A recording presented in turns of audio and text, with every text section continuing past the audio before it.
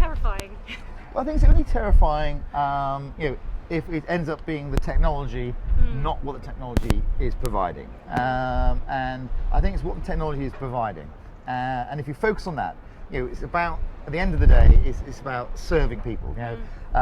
Way back in the 1800s, long before mission statements were around, Lord Leverhulme, our founder, sort of came out with this idea about lessening burden for women, lessening the burden of work for women.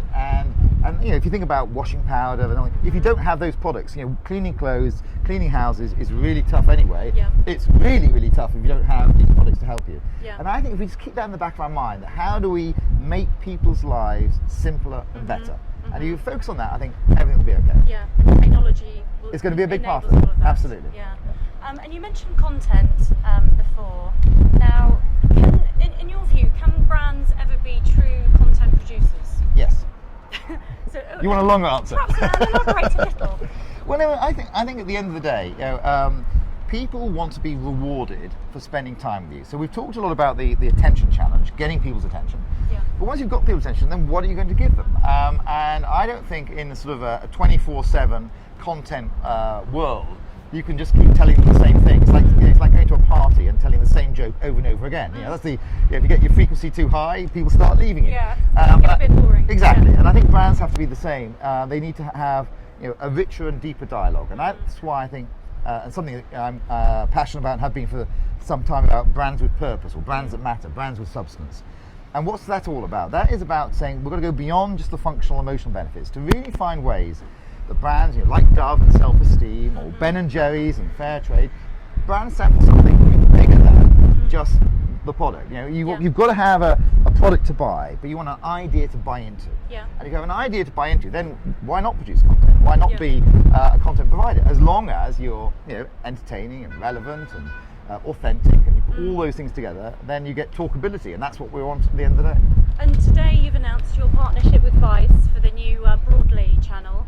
Can you just tell us a little bit briefly about how that's come about and why it's so important? Yeah, well, I think it's exciting because I think actually this is not just a great opportunity for Vice and for Unilever, but I think it's also a bit of a sign of the time. So we've been working with Vice for quite some time, and they were working on this idea of a new channel. They are brilliant around the world already for millennials, for 18 to 30-year-olds. Yeah.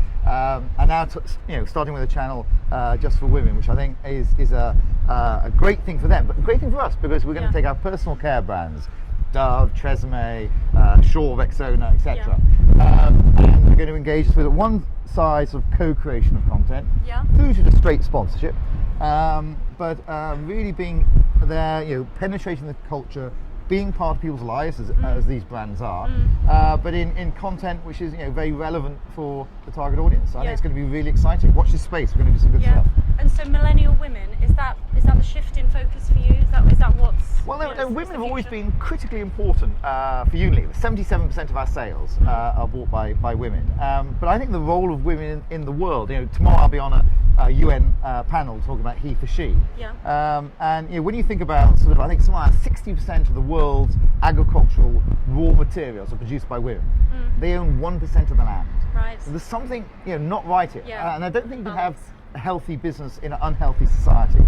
And so increasingly, and that's what a lot we're doing around the Unilever Sustainable Living Plan, is to say not just environmental sustainability, we need social sustainability too. Yeah. And women, and how we really empower women at scale is going to be a big part of that. Yeah. And I think we will end up with a better society, a better business, and a better world.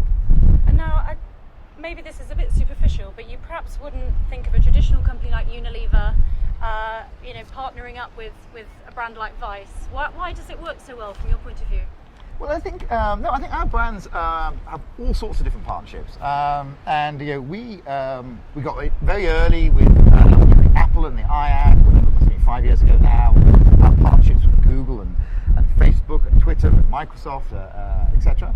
And if that was the technology, and of course there's content there as well, I think this one is a good sign of the times on content.